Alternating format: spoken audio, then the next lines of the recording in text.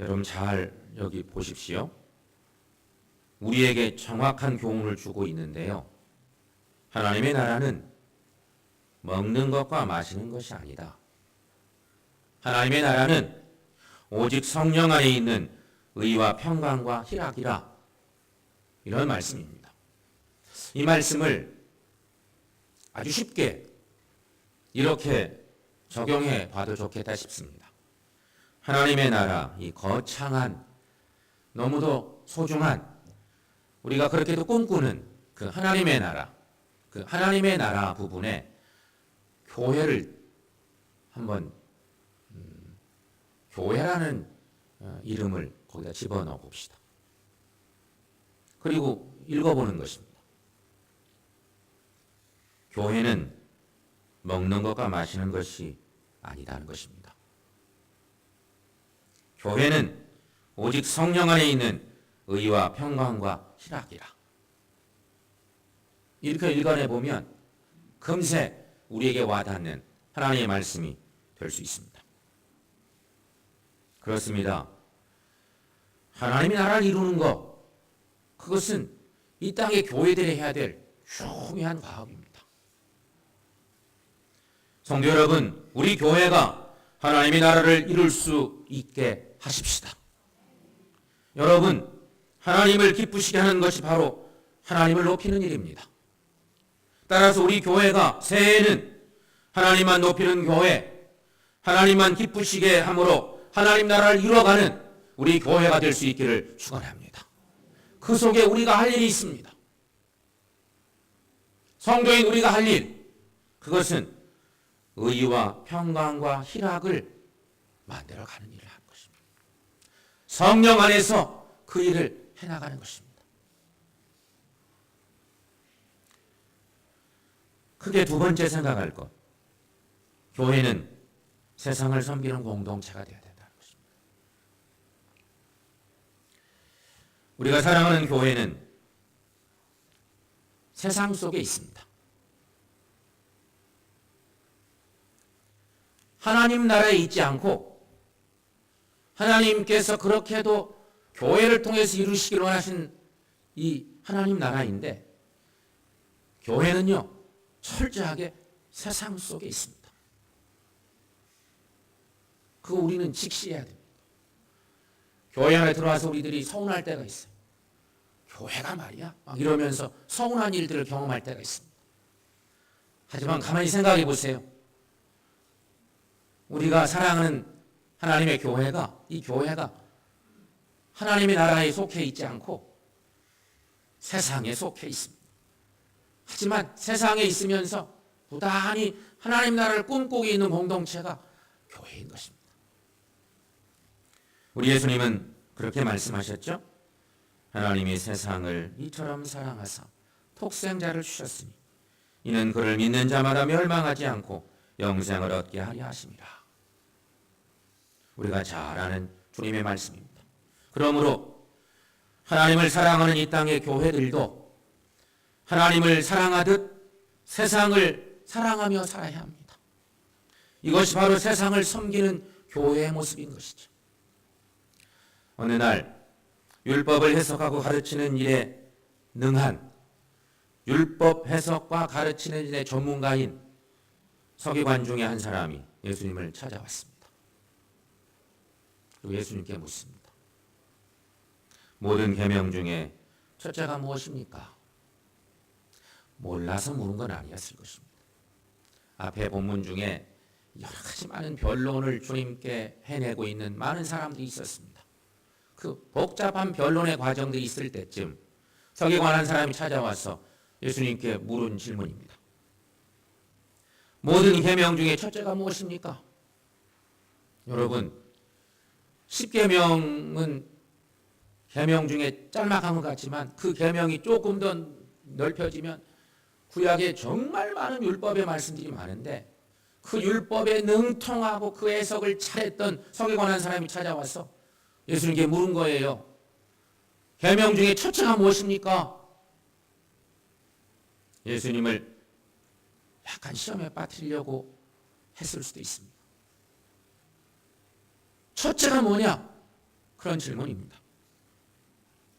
이때 예수님께서 이렇게 말씀해 주셨습니다.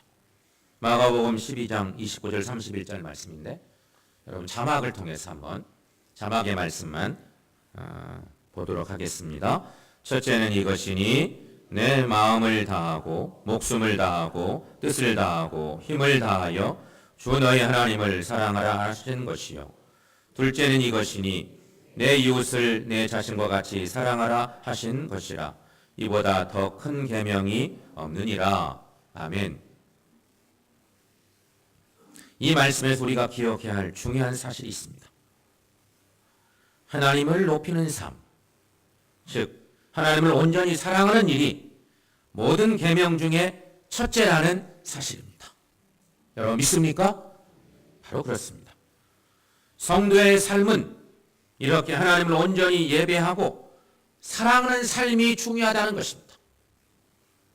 특히 하나님을 사랑하고 하나님을 높이는 삶을 제대로 할 때에 나의 이웃도 제대로 사랑할 수 있게 된다는 사실을 기억하시기를 바랍니다. 그러므로 여러분, 우리 모두는 하나님을 온전히 예배하고 사랑하는 믿음의 사람들이 다 되시기를 축원합니다. 그래서 이웃인 세상도 사랑할 수 있는 우리 모두가 될 수 있기를 축원합니다. 지금까지 우리 하나님께서 새해 우리에게 주신 사명들을 생각해 보았습니다.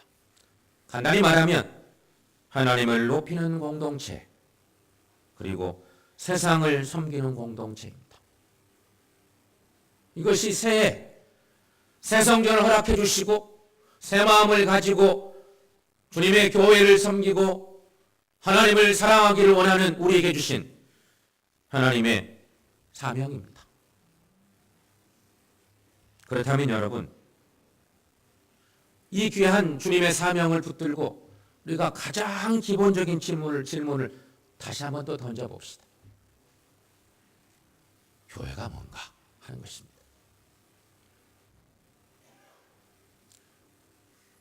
다시 우리가 던져보는 거예요, 질문. 교회란 무엇인가? 교회를 우리가 모르는 거 아닌데 정말 하나님이 원하시는 교회란 무엇인가? 이런 질문을 던져봅니다. 교회는요, 눈에 보이는 교회가 있고 보이지 않는 교회가 있습니다. 우리가 많이 들은 얘기죠? 눈에 보이는 교회가 있는가 하면 눈에 보이지 않는 교회도 있습니다. 눈에 보이는 교회는 우리가 현재 몸담고 있는 개교회들입니다. 이게 눈에 보이는 교회. 이 땅에 있는 많은 교회들, 이게 다 눈에 보이는 교회 모습을 가지고 있습니다. 반면에 보이지 않는 교회는 부름받은 구별된 이들의 공동체를 의미합니다. 복음서에서 말하고 있는 것으로 표현하면 하나님의 나라 혹은 천국이 바로 보이지 않는 교회의 모습입니다. 눈에 보이는 교회에는 알곡과 가라지가 혼재합니다.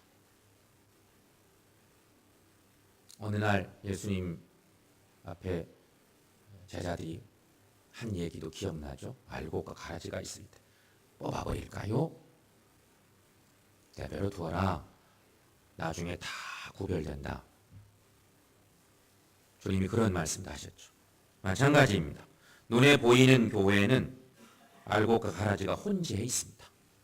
반면에 눈에 보이지 않는 교회인 하나님의 나라에는 알곡만 있습니다. 하나님의 나라는 하나님의 통치가 이루어지는 공간이기에 명목상의 그리스도인들은 절대 들어갈 수가 없습니다.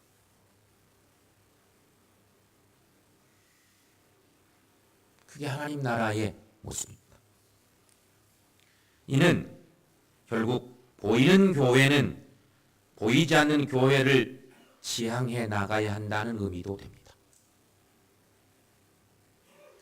보이는 교회의 모습은요, 늘 꿈꾸는 것이 그것입니다. 보이지 않는 교회를 꿈꾸고 가는 거지. 하나님의 나라와 같은 알곡만이 있는 명목상의 그리스도인들은 절대 있을 수가 없는 그 거룩한 하나님의 나라를 향해서 나가는 공동체, 보이는 교회의 모습이어야 된다는 거죠. 그래서일까요? 바울은 로마서 14장에서 우리가 앞에서 봤던 말씀인데 그 말씀을 한번 다시 보도록 하겠습니다. 14장에 있는 말씀 여러분 함께 읽습니다. 하나님의 나라는 먹는 것과 마시는 것이 아니요 오직 성령 안에 있는 의와 평강과 희락이라. 아멘.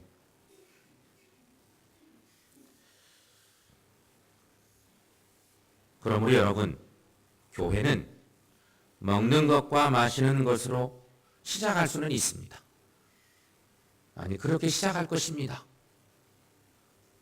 모든 교회들이. 그렇지 않습니까? 철저히 세상적으로.